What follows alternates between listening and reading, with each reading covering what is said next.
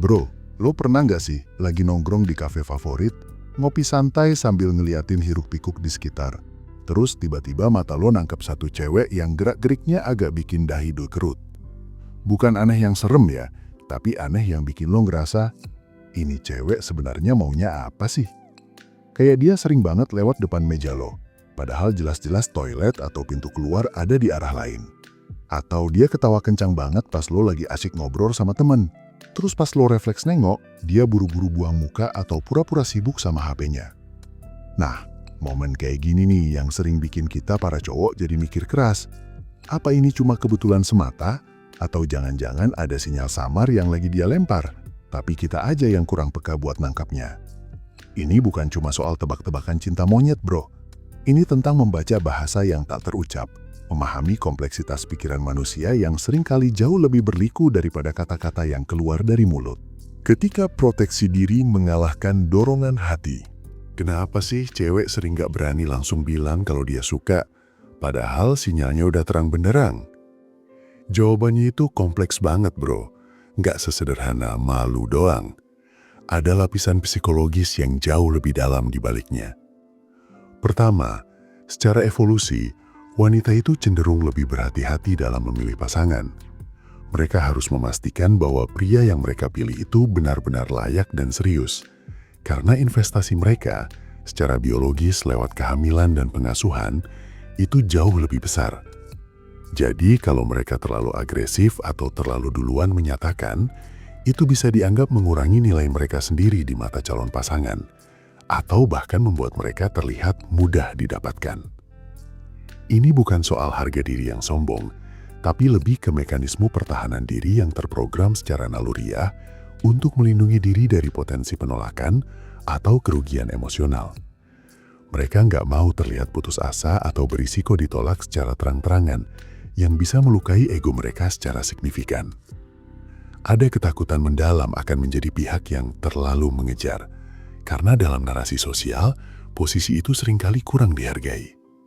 Mereka ingin merasa diperjuangkan, ingin tahu kalau lo punya inisiatif, dan itu adalah cara mereka untuk menguji seberapa besar minat lo tanpa harus mengeluarkan kartu as mereka duluan.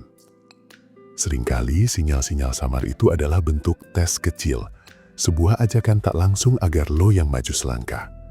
Ini adalah tarian antara keinginan untuk terhubung dan kebutuhan untuk tetap merasa aman secara emosional. Gerak-gerik halus yang menjebak lo dalam orbitnya. Jadi, kalau mereka nggak ngomong langsung, gimana caranya mereka nunjukin ketertarikan kuat itu? Mereka itu jagonya bermain di ranah nonverbal, bro. Ini bukan manipulasi jahat, tapi lebih ke strategi alamiah untuk menciptakan kesempatan interaksi tanpa harus mengambil resiko yang besar. Salah satu yang paling sering adalah apa yang gue sebut proximity seeking atau pencarian kedekatan.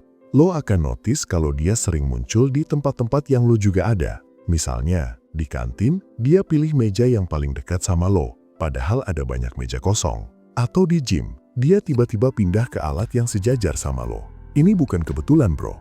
Ini adalah upaya sadar untuk mengurangi jarak fisik antara kalian. Secara nggak langsung, membuka celah buat lo untuk nyamperin atau sekadar memulai obrolan ringan.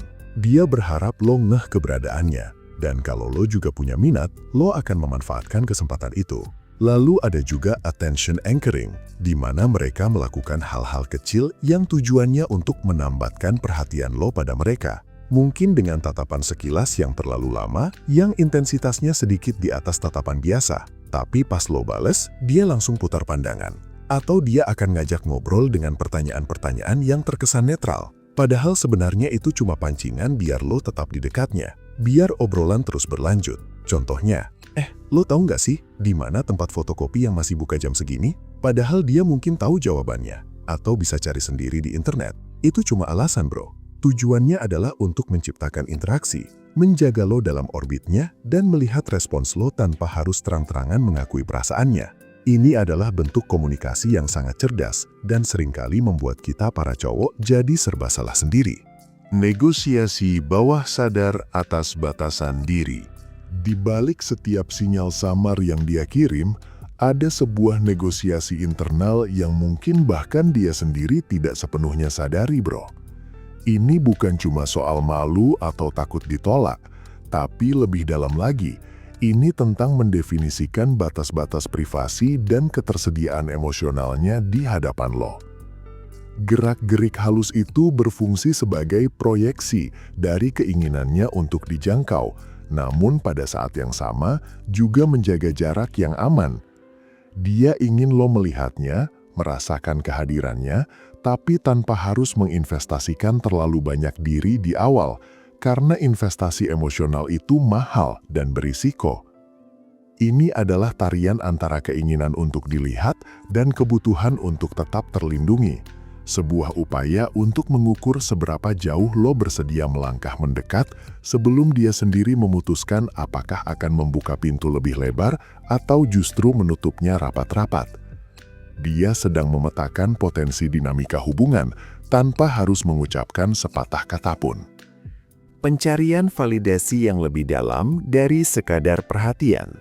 Lebih dari sekadar ingin menarik perhatian, sebenarnya dia juga sedang mencari validasi yang lebih substansial, bro. Sinyal-sinyal itu adalah upaya untuk menguji kedalaman empati dan kepekaan lo.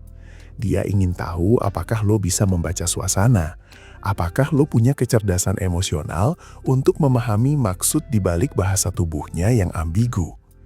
Ini adalah ujian kecil yang dirancang untuk menyaring pria-pria yang hanya melihat permukaan atau yang terlalu egois untuk memahami nuansa. Jika lo bisa menanggapi sinyalnya dengan cara yang tepat, itu menunjukkan bahwa lo adalah seseorang yang bisa melihat melampaui apa yang terucap, yang bisa memahami kompleksitas perasaannya. Ini adalah bentuk pencarian koneksi yang otentik, di mana dia berusaha menemukan seseorang yang mampu menangkap dirinya, bukan hanya sekadar merespons keberadaannya. Dia ingin lo membuktikan bahwa lo layak untuk dipercaya, dan sinyal-sinyal itu adalah jembatan pertama menuju kepercayaan itu.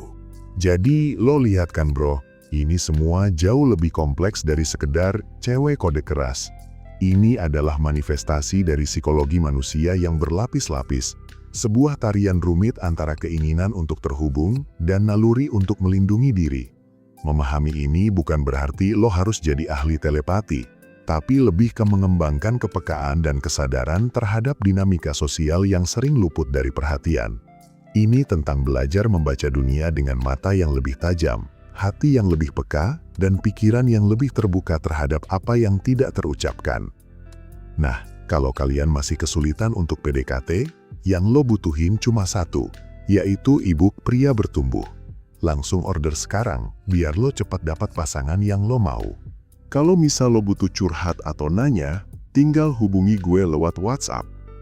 Jangan lupa like, komen, dan subscribe ya. Sampai ketemu di video selanjutnya. Salam pria bertumbuh dan semangat bro.